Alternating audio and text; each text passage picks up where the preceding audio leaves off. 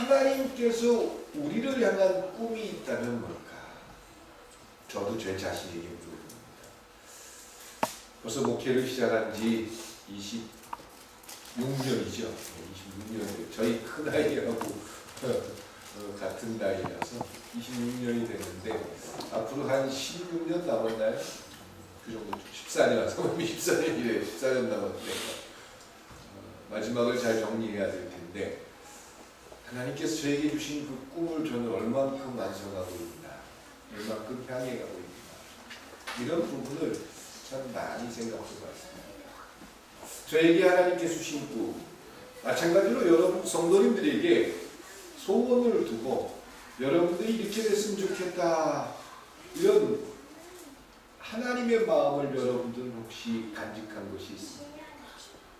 사람들은 기도 그러면은 하나님 앞에 무언가 끊임없이 요구하는 거 이렇게 생각하는데 상관없습니다. 요구할 수 있습니다. 그런데 중요한 것은 그 요구를 통해서 하나님의 대답을 듣는 거겠죠. 또 하나님과 교제하는 거겠죠. 하나님께서 당신의 뜻을 우리에게 전하는 거겠죠. 그러면 원론으로 돌아가서 여러분들에게 주신 그 소원, 하나님의 소원이 무엇일까? 하나님의 꿈이 무엇일까? 이런 것들을 생각해 보신 적이 있으세요?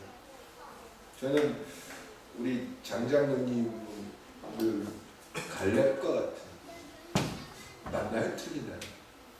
갈렙 얘기 크게 많이 해가지고 좀 그렇다고 생각했는데 요즘 좀 바뀌었나요?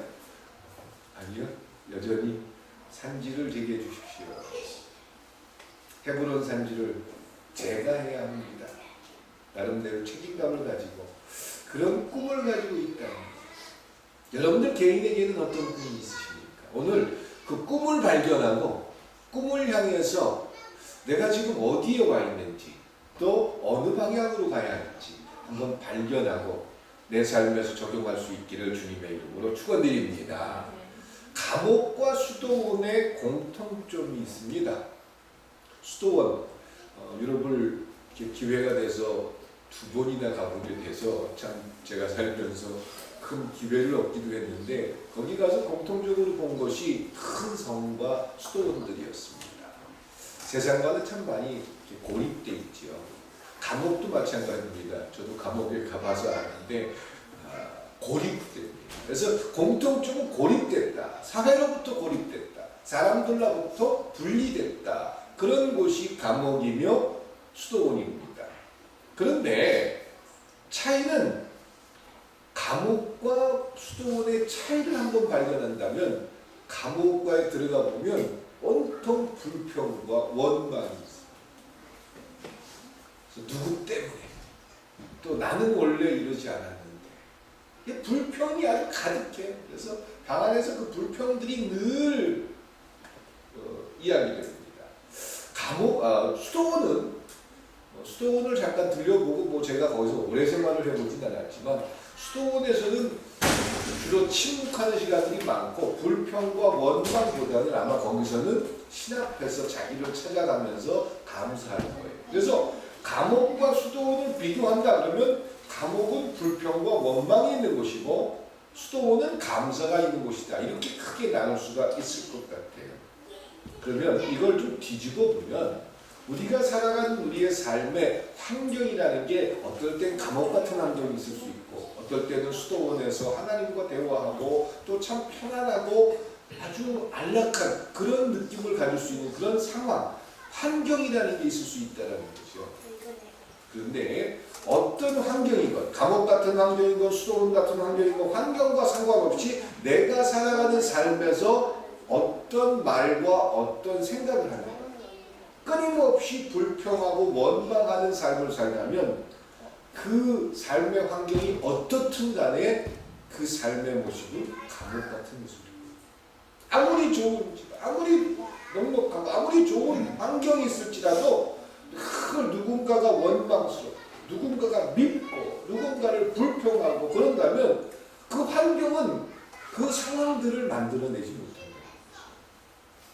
그래서 불평과 원망이 있는 결과는 불평과 원망이 있는 상황은 어떤 현장, 어떤 것들과 상관없이 감옥 같은 모습이 되지만 그 환경이 어떻든 간에 감사하는 고백을 하고 감사하는 마음을 가질 수 있다면 그 장소는 감탄을 만들게 됩니다.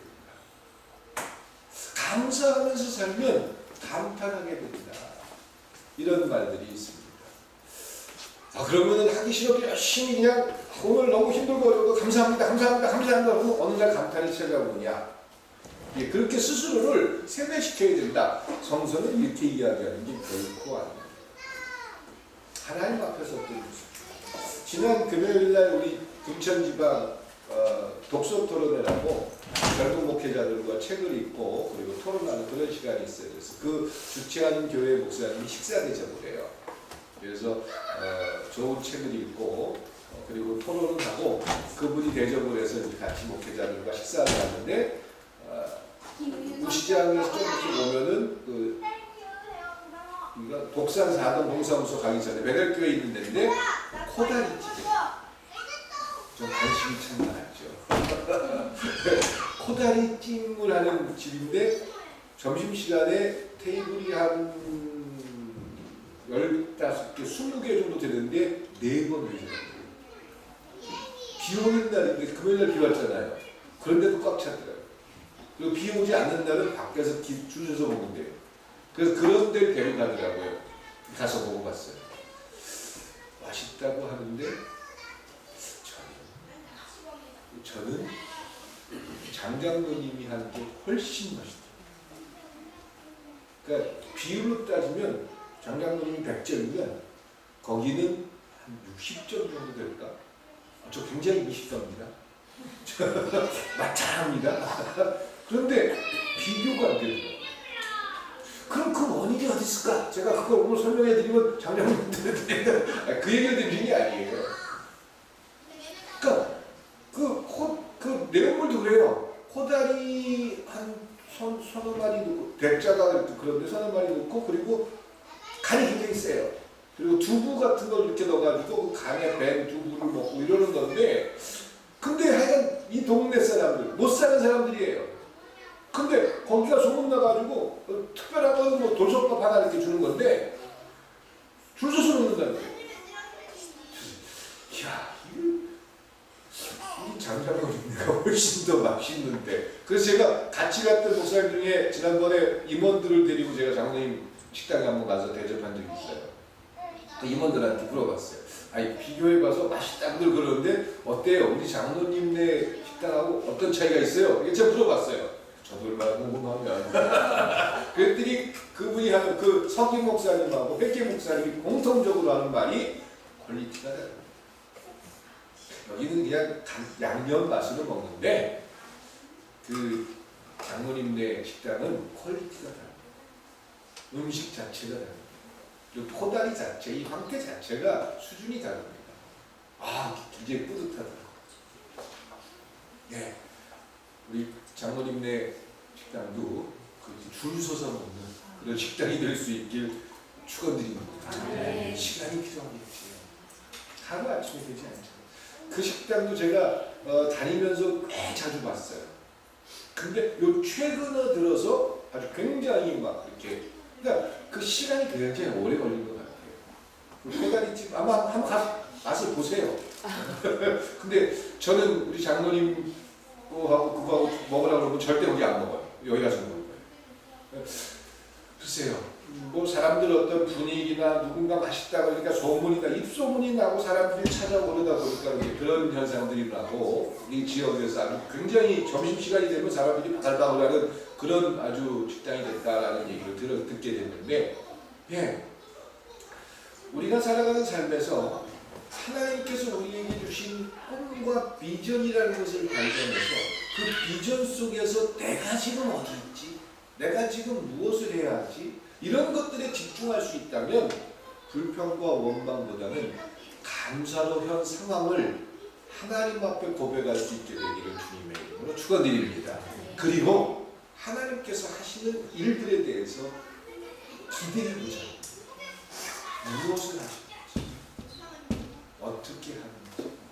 예, 조금 시간이 필요할 수도 있잖아요. 모세는 40년 기다렸잖아요. 아브라함도 굉장히 오랜 시간을 기다렸습니다. 그 과정 속에서 원망하고 불평할 일들이 얼마나 많았겠어요. 근데 그들은 그 상황 속에서 하나님이 주신 비전을 끊임없이 붙들었다는 거죠. 요셉은 어땠습니까? 요셉이 어린 나이 때 하나님에게 꿈을 받았어요. 너는 너무 누구보다 높아질 것이다. 너의 형제들이 너를 보고 절을 할 것이다. 이렇게까지 꿈을 꾸고 환상을 가지고 있었어요. 근데 결과는 어떻게 됐습니까? 형들이 자기를 미워하게 됐고, 그리고 그를 죽이려고 했고, 애굽의 종으로 팔아버렸어요. 나이 30. 그러니까 제가 대략 그 연수를 계산해 보면 20년은 되지 않을까 생각해요.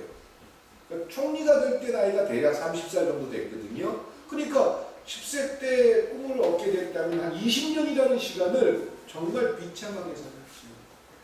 그런데 그는 하나님으로부터 시작된 꿈이라는 그런 비전이 있었기 때문에 결코 포기할 수가 없었던 겁니다. 그리고 멋지게 그 하나님의 꿈을 완성한 줄 믿습니다.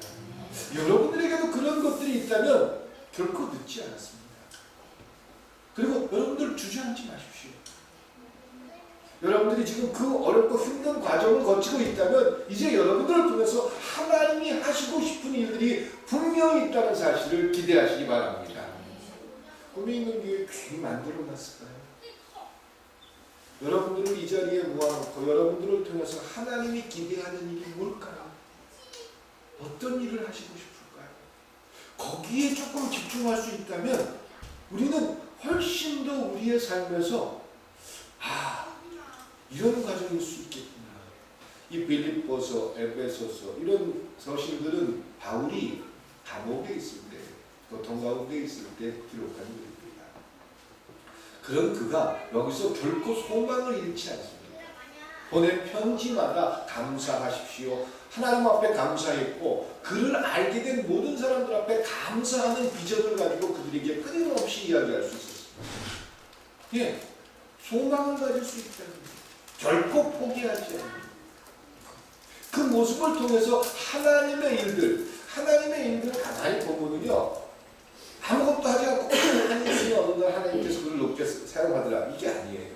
하다 쓰러지기도 하고 지치기도 하고 넘어지고, 하나님 아이고 어떡하면 좋아요, 하나님 나는 할 수 없을 것 같아요, 이렇게 끝까지 할 때 하나님은 그래 걱정하지 마, 나는 다 알고 있어.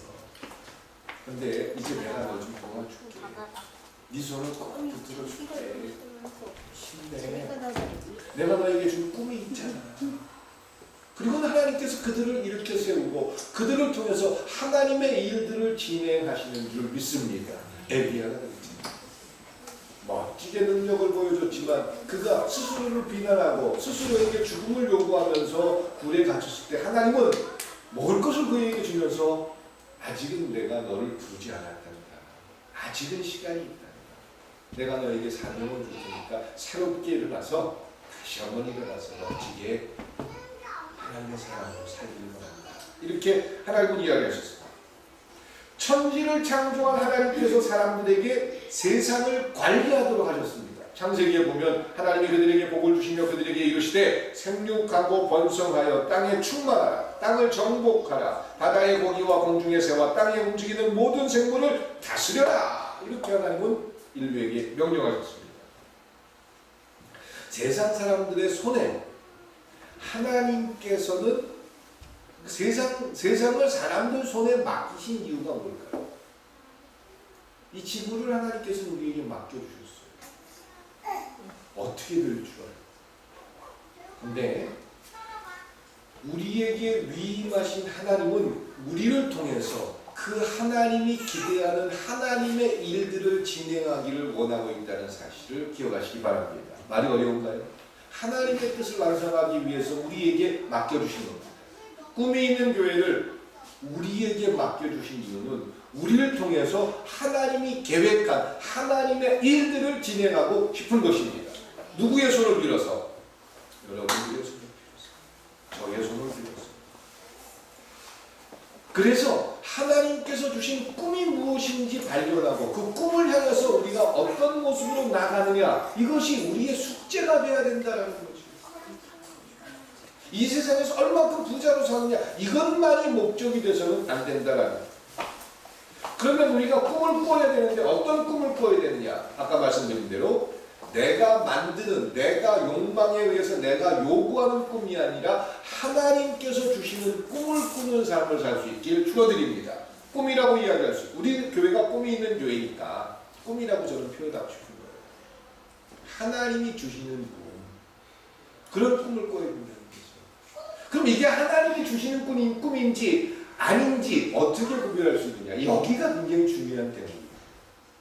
내 마음속에서 비전이 생기고 내가 이런 모습을 가지고 살고 싶고 그런 어떤 방향을 향해서 가는데 이게 과연 내가 내 스스로 상상한 건지 아니면 하나님께서 나에게 주신 것인지 어떻게 구별할 수 있을까? 그래서 그리스도인들에게 있어서 기도와 예배와 모든 신앙의 삶은 이 중요한 부분을 찾아가는 과정일 수 있다는 거죠. 그래서 기도해야 됩니다. 느헤미야라는 선지자는 참 바벨론이라는 나라에서 큰 높은 자리에 있었어요. 그런데 그에게 하나님께서 비전, 꿈을 주십니다. 자기가 포로로 끌려갔고 이제 남아있는 자기 나라의 성벽이 다 무너져서 아주 엉망이 되어 있는 그런 나라의 환경을 느끼게 합니다. 그런 모습을 보고 느헤미야가 하나님 앞에 하나님 왜 저한테 자꾸 이런 장면을 보여주시는 거예요? 왜 저한테 자꾸 이런 꿈을 주시는 거예요? 힘들 것 같아요. 이런 표현을 아마 했을 거예요. 그리고 그런 꿈을 통해서 느헤미야가 지금 내가 이 나라에서 이렇게 높은 위치에서 왕과 독대할 수 있는 그런 자리에 설 수 있었다는 것은 하나님께서 주신 이 꿈을 비전을 완성하라는 하나의 과정일 수 있겠다. 그리고 그러면서 하나님의 뜻을 어떻게 완성할 수 있을까? 이걸 바라볼 수 있었다는 거죠. 그래서 왕 앞에 목숨을 걸고 나가서 이야기할 수 있었고 그리고 왕의 도움을 통해서 그 무너져버린 이스라엘의 성벽을 다시 재건하는 놀라운 역사를 보여줬던 거예요. 그게 느헤미야의 모습이에요. 그런데 내가 꾸는 꿈이 아무리 좋은 꿈이고 하나님께서 기뻐할 만한 꿈일지라도 하나님께서 원하시지 않는다면 거기서 정지할 수도 있어야 한다는 거예요.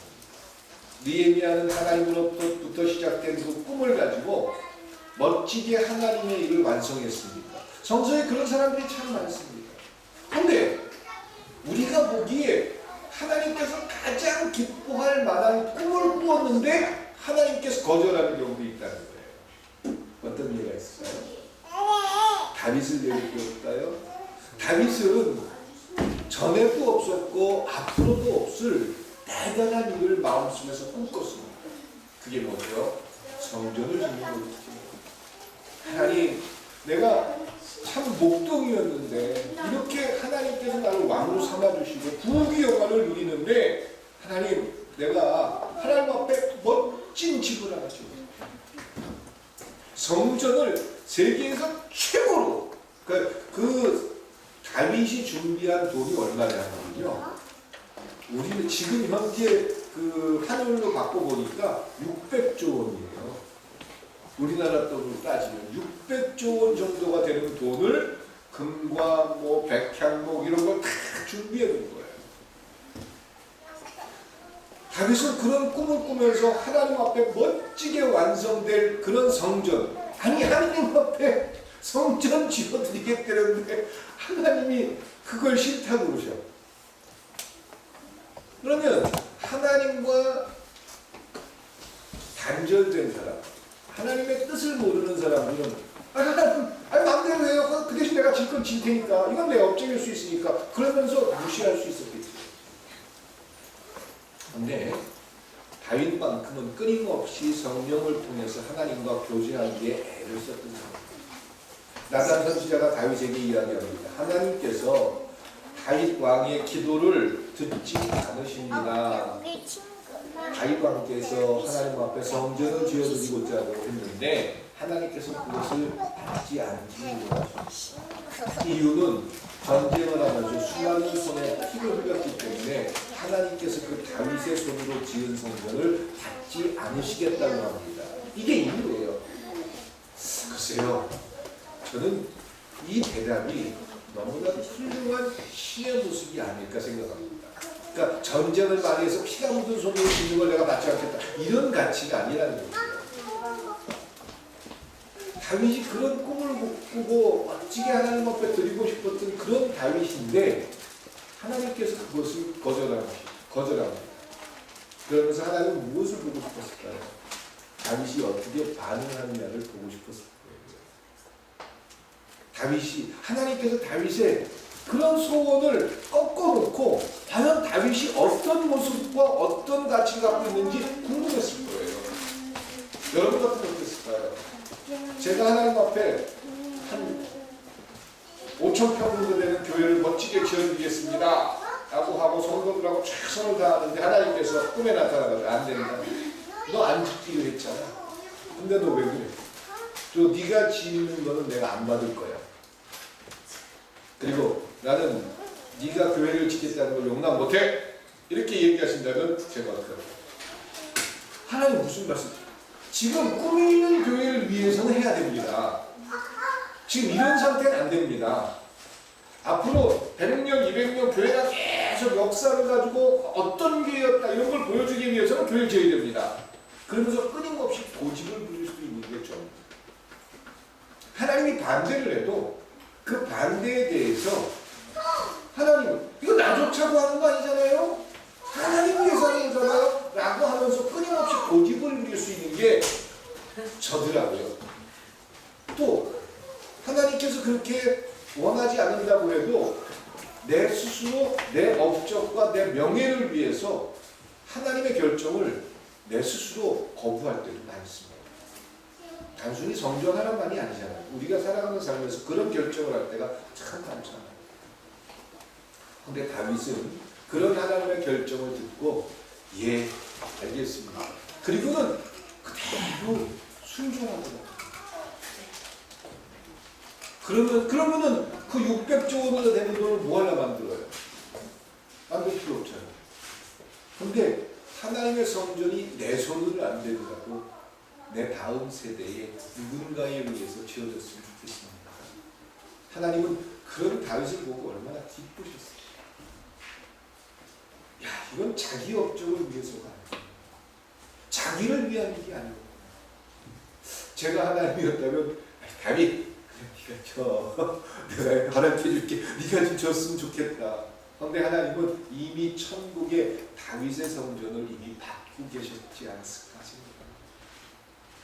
하나님은 다윗의 그 마음을 가지고 천국에 이미 다윗 성전을 만들어 놓고 자기 네가 만든 거야. 하나님 얼마나 걱정하셨을까. 다윗은 죽음의 시간 하나님 앞에 갈 때까지 그 성전이 지어지는 꿈을 꾸면서 다음 세대에 그것이 완성되기를 간절히 소망했던 사람입니다. 하나님 앞에 원망하지 않았습니다. 하나님 앞에 불평하지 않았습니다. 그런데 당대에 그걸 할 수 없기 때문에 자기 때부터 그것을 준비했다는 거예요. 저는 오늘 실은 주제를 이 부분을 잡은다고 생각했었는데 제 꿈이 뭡니까? 구원이다. 제가 은퇴하기 전까지 그 일들이 시작했으면 참 좋겠다. 이게 제 꿈이에요. 그런데 하나님께서 저의 이 밑거름을 통해서 우리 대혁이나 대욱이 또 휘은이 또 희주 이런 아이들이 꿈을 가지고 우리 세대가 지난 다음에 그런 멋진 고아원이 꿈이 있는 교회 이름으로 완성될 수 있다면 우리는 결코 헛되지 않았다. 잠깐 복지사업을 하고 교회 성도들이 내는 헌금 가지고 이렇게 멋지게 사회를 위해서 썼습니다. 이런 거 알려주기 위해서 하는 게 아니잖아요.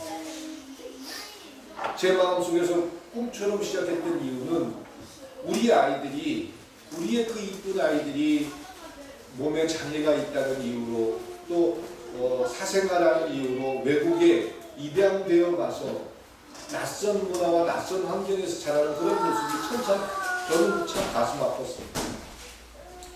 저도 아이를 꼭 입양하고 싶었는데 능력이 안 돼서 정부에서 허락을 안 해주더라고요. 신청을 암암리에 해보기도 했는데 저는 능력이 없다고 그래서 아이를 주지 않았어요. 예, 그런 꿈이 제 대에 안 될지라도 제 다음번 목사님 또 우리 자녀들, 우리 아이들이 성장하면서 그런 꿈, 그래서 이 아이들이 떠들고 지금 아무것도 안 듣고 있는 것 같지만 저는 이 아이들 기도해주고 이 아이들을 위해서 늘 기도하면서 이 아이들의 그 꿈이 완성되기를 저는 소원합니다. 그리고 저희가 할 수 있는 일, 제가 할 수 있는 일, 제가 은퇴하는 그날까지 최선을 다해서 준비하도록 할 거예요. 예, 바로 내가 만든 꿈이 아닌 하나님이 주시는 꿈을 우리의 삶에서 끊임없이 발견하고 찾아가야 한다는 거죠. 그리고 내가 생각하는 대로 안 될 수도 있어요. 근데 그런다고 실망하지 마세요. 그런다고 하나님과 적이 되지 마세요. 내가 원하는 것을 하나님이 조금 주지 않는다고 해서 하나님과 대결할 필요는 없잖아요. 하나님은 어떤 분이시죠? 이 세상을 정복하고 이 세상에 충만하라는 게 하나님께서 우리에게 주시는 축복입니다. 그 축복을 누리는 여러분들이 될 수 있길 축원드립니다. 어떻게 누릴 수가 있습니까? 하나님의 뜻을 완성해 가는 게 우리는 방법이다라는 거죠. 그러면서 우리의 삶에서 끊임없이 부정적인 꿈이 아닌 긍정적인 꿈을 꾸어가는 여러분들이 될 수 있길 축원드립니다. 성경에도 보면요, 부정적인 꿈을 꾼 사람들이 참 많아요. 저도 목회를 하면서 이렇게 쭉 되돌아보면 부정적인 생각, 부정적인 꿈들이 하나님과의 관계에서 굉장히 치명적일 수 있다. 아니, 하나님과의 관계에서 치명적이면서 나에게 치명적일 수 있다. 이런 생각을 해봅니다. 성서의 예를 먼저 들어드리면요, 광야에서 40년 생활하던 이스라엘 백성들이 가나안 땅에 들어간 사람이 누구지요? 두 사람이잖아요. 여호수아와 갈렙. 둘이잖아요. 나머지는 어떻게 됐어요? 애굽에서 나왔던 이스라엘 사람들은 다 광야에서 죽습니다. 그 다음 세대만 들어가죠. 그럼 왜 그렇게 됐을까요? 그들은요, 부정적인 생각만 가득 불평하고 원망하고 누구 때문이라고 얘기해요.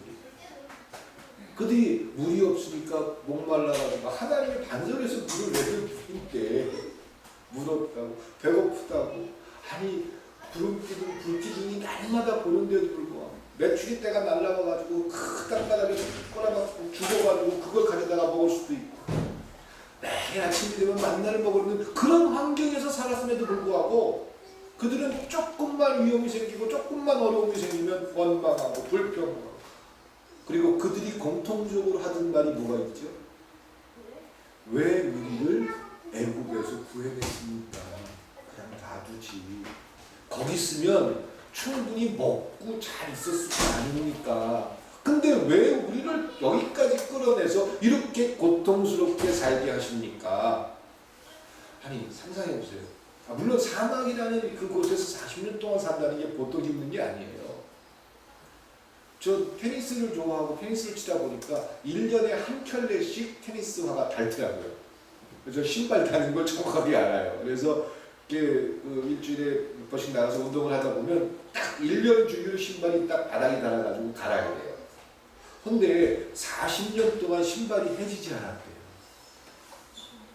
그리고 낮에는 구름기둥, 에어컨처럼 선선하게 만들어주고, 추운 그 사막인데 밤에는 불기둥이 그들을 지켜줬고요. 그리고 아침이 되면 남나가 내렸어요. 나가가지고 그냥 포다가 반죽을 해서 먹으면 돼요. 메추라기 떼가 날라와가지고 그냥 수천 마리, 수억 마리가 때려 죽기도 하고, 그런 아주 철저한 하나님의 보호하심을 받으면서 또 반석에서 물이 났다. 예를 들면 그런 거예요. 이런 큰 돌멩이 하나가 있어요. 그 사막에 물길이라는 게 없잖아요. 이 반석을 들고 다닙니다. 근데 이 반석은 놓기만 하면 물이 철철철철 나오는 거예요. 그런 환경에서 하나님이 지금 살아서 역사하는 그런 장면을 40년 동안 보고 살아는 그들인데 온통 그들은 아 옛날에 애국에서 살 때는 뭐가 어땠는데 저땠는데 그러면서 원망하고 불평하고 부정적인 생각만을 가득하고 물론 사람이니까 부정적인 생각도 불평할 수 있고 그럴 수 있습니다. 그것이 나를 지배하게 놔둬서는 안 된다는 거예요. 이런 겁니다. 나는 믿음이 없습니다. 나중에 믿음이 생기면 그때는 할 수 있겠지. 이건 이런 생각을 할 수 있어요. 그런데 거기에 내 스스로를 빼앗겨버리고 내 스스로에게 매몰되면 그 사람은 절대로 하나님 앞에 갈 때까지 믿음을 만들 수가 없어요. 내가 원하는 시기에 어느 날 하늘에서 뭐 불덩어리가 떨어지고 이런 일들이 일어나지 않습니다. 그런 내 부정적인 생각이 하나님이 믿어지는 그런 아주 조그마한 가느다란 실과 같은 그런 시작점 때문에 하나님의 뜻을 향해서 내가 발걸음을 내디게 될 때 믿음이 만들어지고 믿음이 시작되는 줄 믿습니다. 아니 우리 신집사님 열심히 11조 참 잘하죠. 저는 우리 집사님 보면 참 감사해요. 처녀 때부터 믿기 시작했는데 그렇죠? 믿음도 늦게 시작하는데 그렇죠? 근데 처음에 시작할 때 얼마나 힘들었어요. 그때 믿음이 대단했었나요? 아니요. 모험일 수도 있었고 부정적인 생각 이걸 내가 하나님 앞에 드림으로써 내가 손해를 겪어야 할 그런 여러 가지 고민들이 많았을 거예요. 그럼에도 불구하고 이것이 하나님의 뜻이라는 놀라운 고백과 결정 때문에 부정적인 생각이 긍정적인 생각으로 바뀐 거 아닙니까? 그리고 지금까지 변하지 않고 그리고 그런 삶이 나에게 행복했죠. 예, 스스로 나 자신에게 끊임없이 부정적인 생각을 강요하는 일들을 저항할 수 있길 부탁드립니다. 그러니까 사람들이 희한하게 해요. 내가 오늘 배 아플 것 같아. 그러면 배 아픈 거야, 아픈 거야. 진짜 아픈 경우가 많아요. 물론 아이들이 학교가 있어가지고 배 아픈 척하는 경우도 있긴 있지만 진짜로 배 아프니까 그러니까 부정적인 생각이 끊임없이 내 이 육체와 내 생각을 지배하게 할 수 있다는 거죠. 나는 할 수 없어. 나는 절대로 그런 일들을 감당할 수 없어. 이렇게 생각하는 사람들은 절대로 그런 일들을 감당할 수 있습니까? 없습니까? 없습니다. 내 스스로 부정적인 생각을 갖기 때문에. 그런데 그런 부정적인 생각을 하나님의 손길과 성령의 도움을 통해서 긍정적인 생각으로 바꿀 수 있다면 그들은 하나님의 뜻과 불가능하다고 할 수 있는 수많은 일들을 가능하다는 것을 보게 되는 놀라운 축복을 누리게 될 줄 믿습니다. 욥도 그랬어요.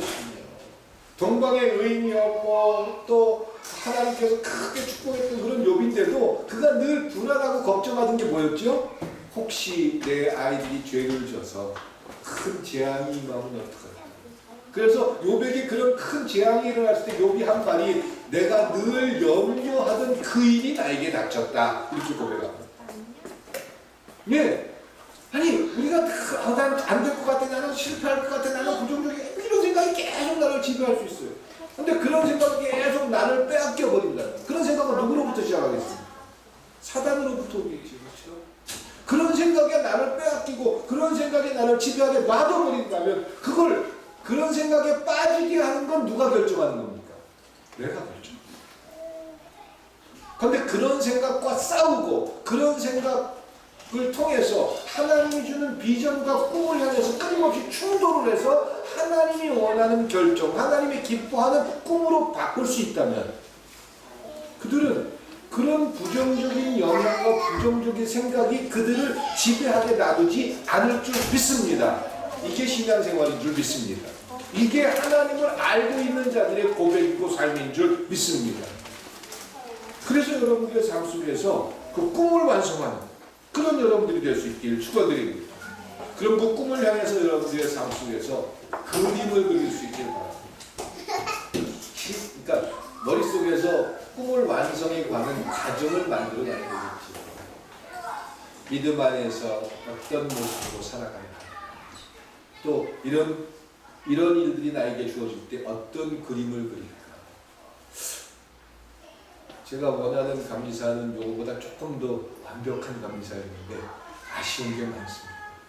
근데 전국의 어떤 감리사들도 하지 못한 일들을 제가 여러 개 해놨어요. 전국적으로 감리사들이 저한테 칭찬하는 그런 글들도 많이 보내주고 하는데 제가 어떻게 이런 일들을 할 수 있었을까요? 저는 하나님께서 저에게 그런 지위와 그런 위치를 줬을 때 어떤 일을 할까 꿈을 꾸고 있었습니다. 그림을 그리고 있었다는 거죠. 그래서 제가 수년 전에 여러분들에게 얘기하기 제가 감사가 됐을 때 얼마가 필요하다고 했습니까? 그게 다 그리는 이유가 있었던 거예요. 물론 이제 돈으로 완성할 수 있는 건 아니에요. 근데 하나님 앞에 그런 그림을 자꾸 그리면서 살고 있었다는 거죠. 그러다 보니까 그런 위치, 그런 자리에 됐을 때 내가 지금 어디서부터 시작하고 어떤 일을 해야 되고 어떻게 해야 될지를 아주 쉽게 편안하게 할 수 있었다. 예, 하나님의 꿈을 성취하는 과정 속에서 여러분들이 지금 당장 내 현실과 내 상황이 너무나도 어려울지라도 그 꿈을 완성해가는 과정 속에서 내가 어떤 꿈을 그려야 될지 상상해가는 거예요. 감리교회 창시자가 누구지요? 요한은 예수, 영국 사람이에요. 그가 대학교 다닐 때, 옥스퍼드 대학교 다닐 때 그가 하나님 앞에 꿈꾸고 기도하기를 세계가 나의 교부가 될 수 있길 기도합니다.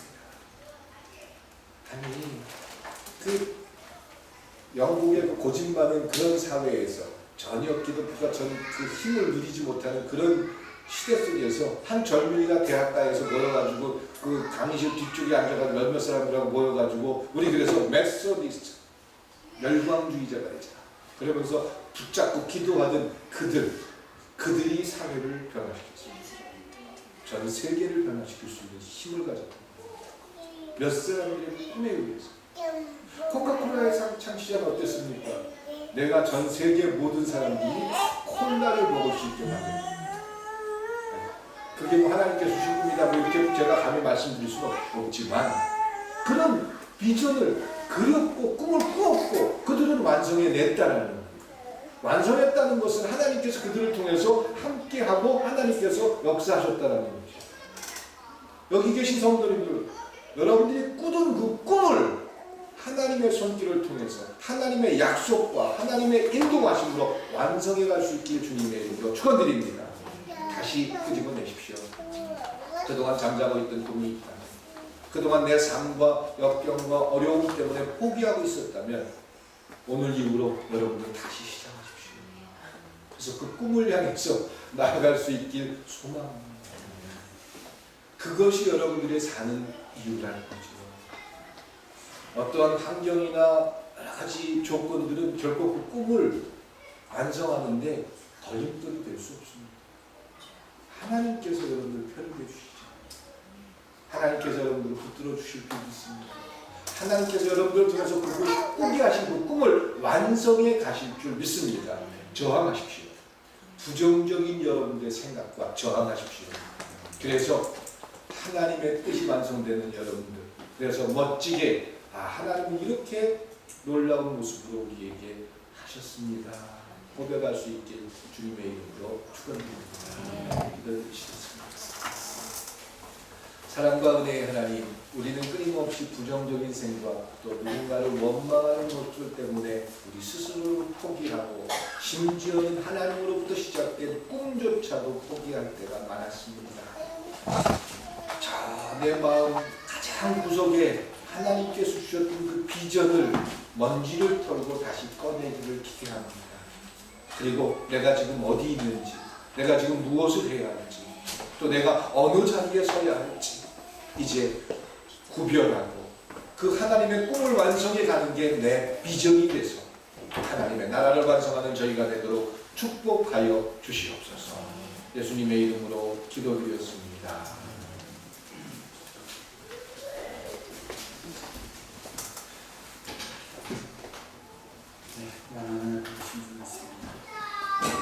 찬송가 436장 하시면서 준비하신 영을 드리겠습니다.